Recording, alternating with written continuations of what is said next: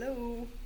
All right, I want to finish up chapter 5 real quickly. So I've got the chapter 5 PowerPoints up, and I'll quickly refresh and take up where I left off. In chapter 5, we're talking about the auditors performing control risk assessment, right? So if you'll recall, the auditee management is responsible for risk management and internal controls. Auditors, we're going to assess risks and assess the controls so we can figure out how much audit testing we have to do. All right? So you may recall internal control is the process that provides reasonable assurance that objectives will be attained. And of course the objectives we as auditors care about are financial reporting objectives. Any auditor needs to understand internal controls aren't perfect, right? There are limitations. So we have human error. Your client's employees are just going to make mistakes, so the control's going to fail. And sometimes, even though we have really great segregation of duties, people collude. So the segregation of duty controls fail. Sometimes management tells employees, oh, ignore that control. We call that management override. And sometimes people just don't put controls in place because it would be too expensive. It would cost us more to implement the control than we would benefit from having it. So there's a trade-off between effectiveness and cost of controls. Therefore, as auditors, we need to know we can't always rely on the client's internal controls. Clients responsible for implementing the controls. Auditors are responsible for reporting on the effectiveness of the controls for public companies. As auditors, we are going to either rely more or less on the internal controls, depending on what we think about them.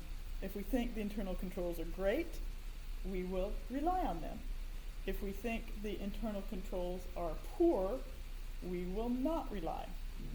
So this brings in this concept that if I can't rely on them, they are less reliable, I need to lower my detection risk, and to lower detection risk, I change the nature, extent, and timing of my procedures.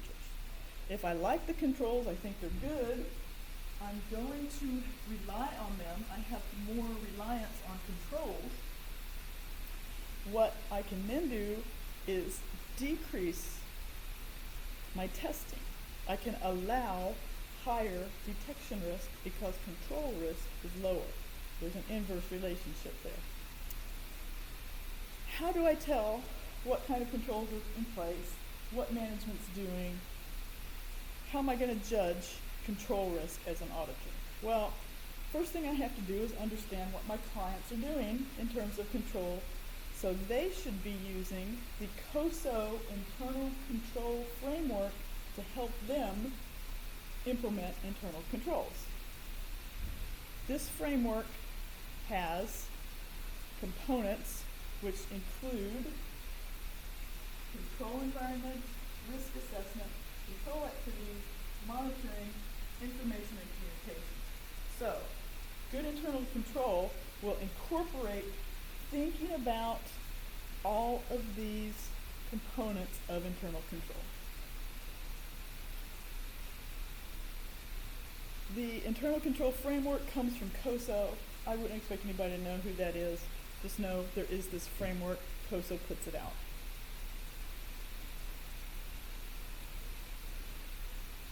Control environment, that's the environment within which all the controls are operating, right? So if you have a very competitive environment, if you have very highly honorable managers and they're not going to cheat, if their company is successful and profitable, they have less need to cheat. How conscious are people of internal controls? All this is the environment. So as an auditor, I need to understand what is the whole overall environment like. look for things in terms of integrity, the board, how they do human resources. There should be an audit committee. The audit committee is responsible for independence of the auditors because they hire the auditors. After control environment, the next COSO component is risk assessment. Right? So management must assess the risk. Maybe they use the COSO ERM framework that we talked about in Chapter 4. Understand risk. Auditors need to understand what managers are doing about risk, right? So we need to understand that, what they are doing in terms of risk assessment. Once managers understand risk, the next part of that COSO internal control framework is to implement control activities, right? So all the rules, all the policies, all the procedures that keep employees doing things right, that make sure the financial statements are accurate, complete, transactions actually occurred, all these assertions, we can actually implement rules that will make sure that the financial statements are fairly presented. So we should be, as auditors, looking to see what managers are doing. Are there both preventive and detective controls? Preventive controls prevent material mistakes from fraud from entering the financial statements. Detective controls detect something once it's happened. There should be control activities in information technology. We're going to look and see and ensure that management is implementing controls, that they're selecting the right controls, that there are written policies and procedures. I need to understand what's going on in terms of that company's information tech, how much their controls are integrated, what they're doing, what the policies are. So to sort of give you that first look at how understanding risks, understanding controls affects my audit tests, here's a little example. If there's a risk that goods will be shipped to a customer that won't pay for the goods, right, that's a risk to the financial statements. A risk event management has recognized. It's likely it would have an impact on the financial statements. If the goods are shipped to that customer, it will impact the financial statements because, one, we'll have a sale on there that really isn't a sale. Revenue can't be recognized if it's not probable that you're going to get the money for it. And also, it affects our assets. We've shipped out some stuff we're not going to get back. So, pretty bad deal. Could affect our financial statements. Revenue and assets will be misstated. How does management set up a control to prevent unrecognizable revenue from entering the statement and from loss of assets? Well, they're going to have a credit department that checks. Great, that's a control. Credit department checks the credit. We're not shipping goods without good credit for our clients. Now, auditors come along. How can I test that? Well, for a sample of customers, examine the documentation. That's testing the control activity. You'll notice it doesn't really tell me anything about the balance in the account. Tests of controls just tell me, is that control working? One form of controls that's important to understand is separation, or as many people call it, segregation of duties.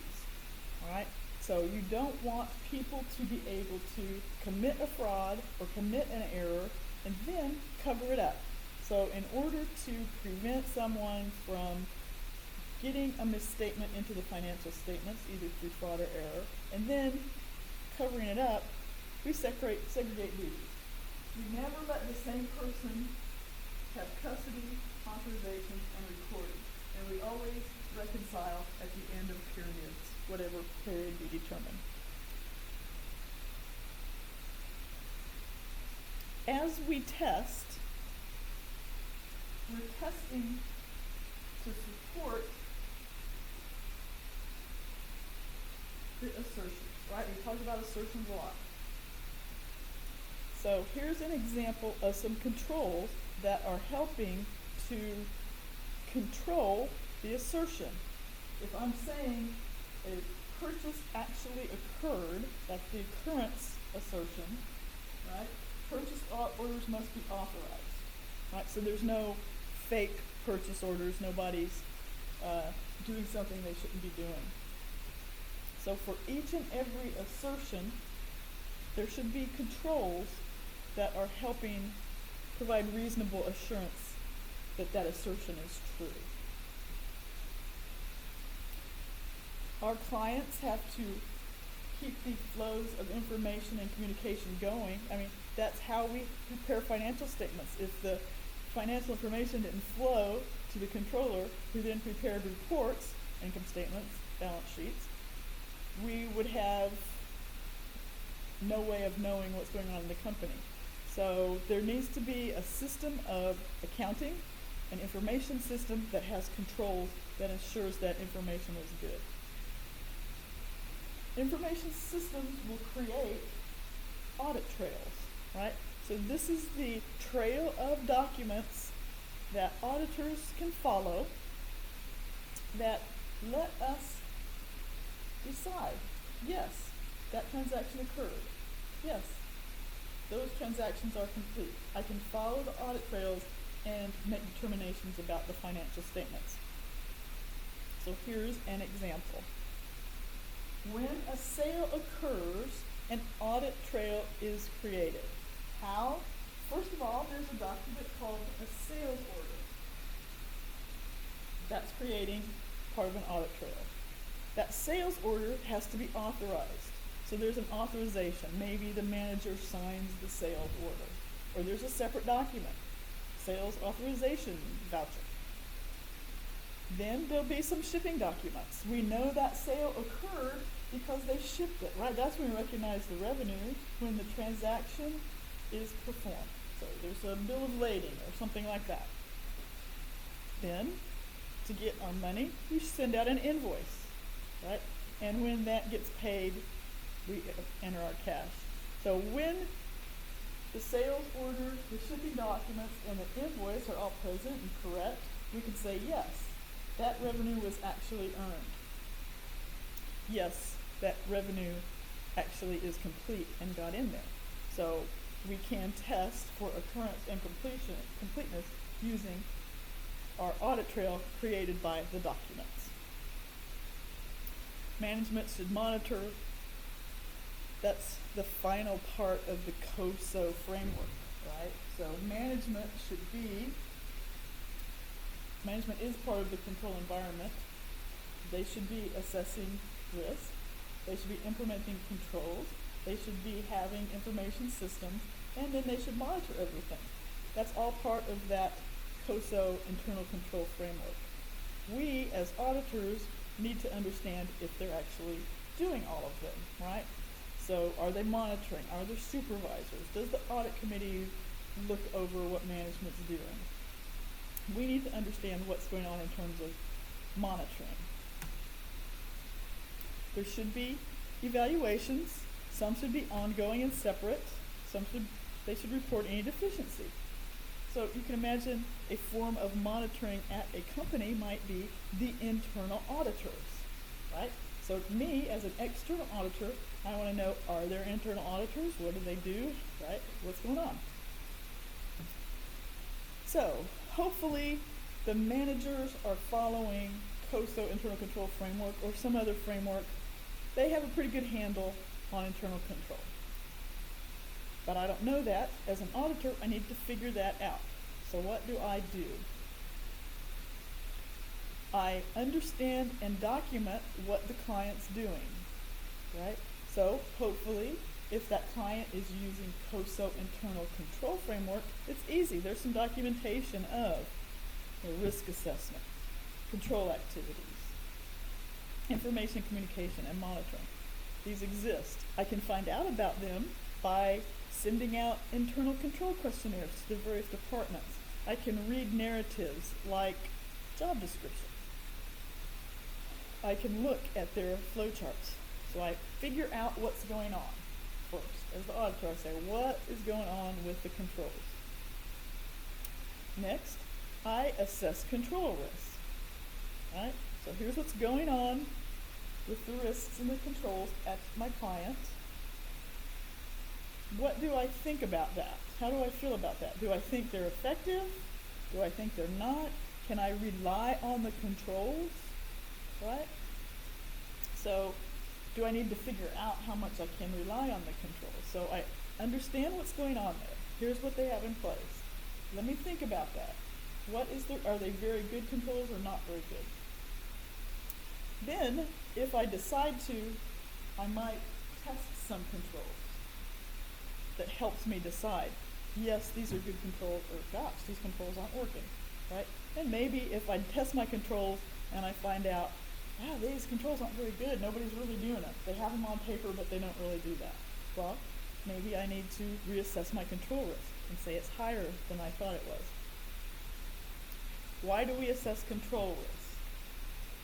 Well, as we've stated, as auditors, we're trying to make sure the account balances are what the managers say they are. Revenue is really revenue. The expense amounts are really the expense amounts. And to figure this out, we're going to have to do some audit procedures.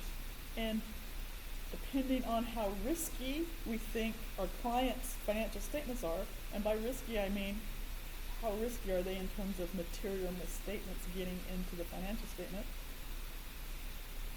that's going to change what I do in terms of my audit. If it's very, very risky, I'm going to do more audit. If it's not very risky, I can do less audit. All right? So there's this trade-off between testing controls and substantive procedures. All right? If I test the controls, I think controls are very, very good, I don't have to do as many substantive procedures. Substantive procedures are those procedures where I test the balances.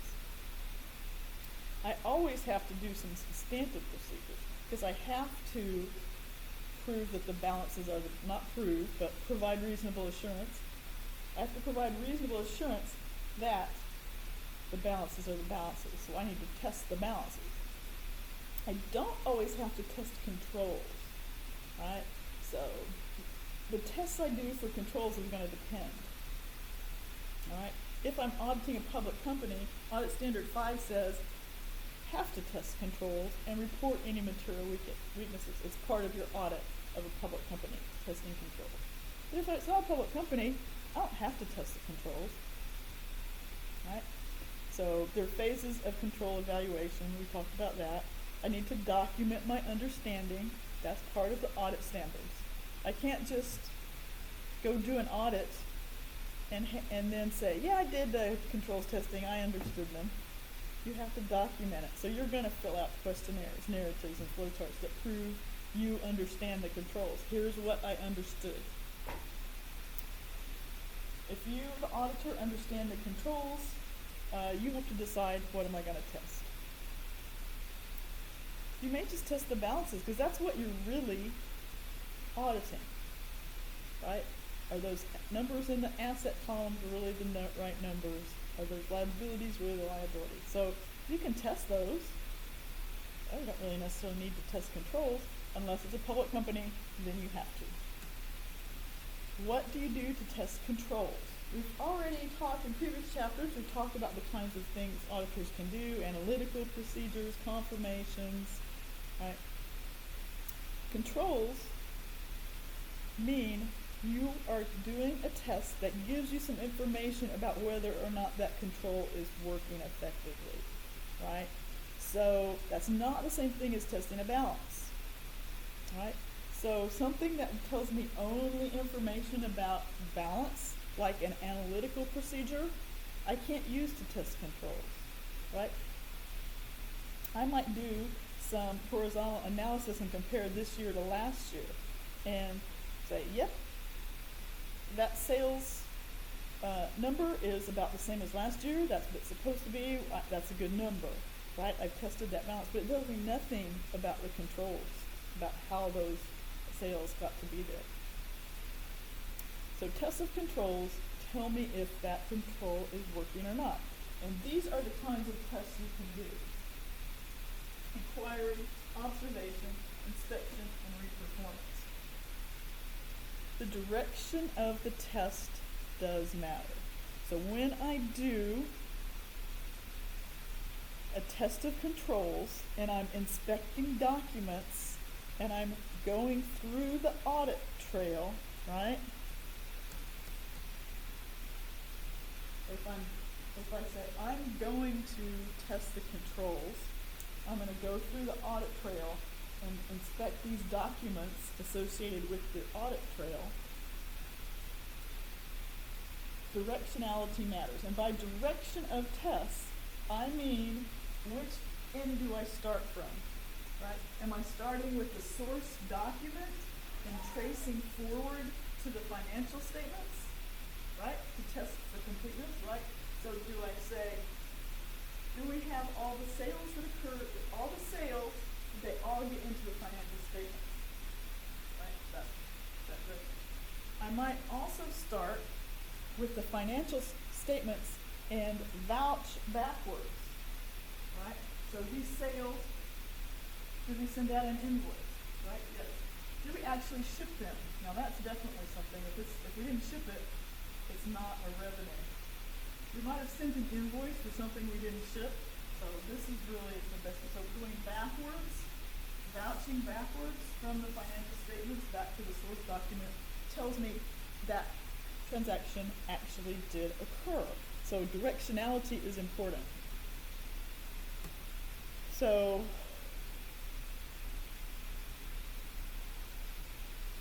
direction of test does matter. So here's a little example. As we are testing controls, we are testing the assertions. There is no balance to test, right? We're testing the control. Is it effective? Is it not? Now that's not to say some tests don't do more than one thing. There's are tests you can do that kind of tell you about the balance. But the point of a control test is to tell you, is the control effective or not, right? So as I'm auditing for each and every account I'm auditing, if an account's not material, I might not actually audit it. Miscellaneous expense is a few $1,000s. I might not audit that. But for material accounts that I am actually auditing, I'm not just auditing the balance, I'm also auditing for each assertion. So, as I'm testing controls, there should be controls that help ensure that transactions occurred. There should be controls that tell me that transactions are all complete and got into the financial statement. There should be controls that help make sure things stay accurate, right? So, as I'm thinking about auditing, I'm thinking about what account is this, what assertions apply, what controls should take care of those assertions and help provide assurance about them, and how can I test them? So this exhibit from the book, this gives you several examples. For payroll, you want to test occurrence. Did that stuff really occur? Then there's going to be a bunch of controls and some tests of those controls. For every single account out there, there's not just going to be one control, there's going to be a control for occurrence, or several controls for occurrence, several for accuracy, right? So there's a lot of controls. I have to figure out maybe which controls do I want to test. What's the best control, right? All right, and we've talked about directionality of testing, right? I have to test for both occurrence and completeness, right? Occurrence and completeness. I want to make sure those transactions really occurred. They're not fake transactions. And I want to make sure everything got in there, right? You didn't leave some of your liabilities out. You didn't leave some of your expenses out. So there should be controls for occurrence and completeness, and I should test for occurrence and completeness. So when we test for occurrence and completeness, we certainly are going to inspect documents, which means I'm going to go to my audit trail and pull a document and check for that signature, check for that initial, check to see that all the blanks are filled out. Whatever it is I'm checking for, I'm going to that document. It's inspection, that's the procedure, right? I'm inspecting a document. And how I decide what to pull, what document I test, tells me if I'm testing for completeness or testing for occurrence. Alright? So, for example, if I'm looking at payroll, I have two things I'm testing. Completeness, did all the payroll get in there? Right? We don't want to shortchange any expenses. We don't want any expenses left out. We want to make sure all the payroll got on the books. And did all the recorded labor hours actually occur? Because let's face it, people like to cheat on their time cards, right? So, by audit trail, we mean the documentation all along the way for these types of transactions, right? So payroll transactions are going to have some source documents, right? Things like time cards, maybe some job costing sheets where they've been recorded. There's going to be source documents for labor, right? Then eventually, as everything's gathered, it's journalized, right? So if I want to know a total, right, I can look at wage expense general ledger account, or I can look at the journal listing and the total of the journal. This depends on how the company does it, but basically I have the listing of the accounting totals for that expense, and I have the documents that created it and created that audit trail.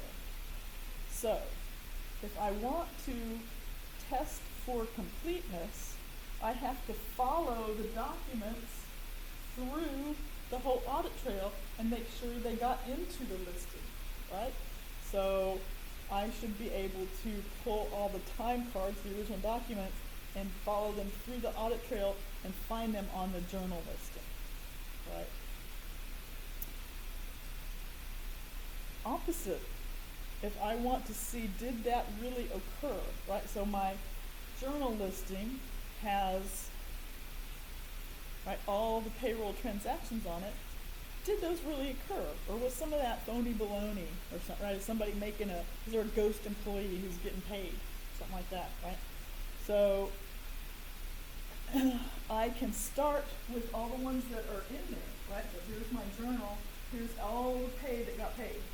I need to go back and make sure there is a source document, right? So if there's a ghost employee, someone in human resources has set up a ghost employee and they're keeping that paycheck, well, there won't be a source document, right? So depending on what you're trying to prove, occurrence or completeness, you're going to either go backwards from the journal backwards to the source document. We call that vouching. Vouch for occurrence, VO. Or if you're trying to tell it's complete, did everything get in, you start with a source document and trace forward. We call that tracing, trace for completeness.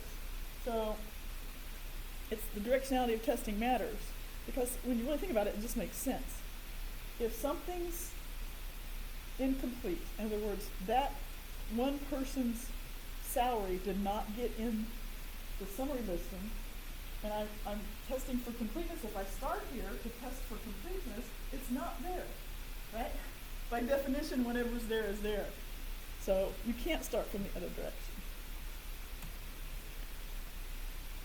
AS5, Audit Standard 5, promulgated by the PCAOB, says if you're auditing a public company, you have to provide an opinion about their internal control.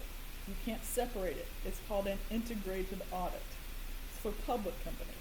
So when you're an auditor and you audit a public company, you can't skip this part of the audit. You can't just go, well, the controls are crappy, I'm going to just go ahead and go straight to substantive testing.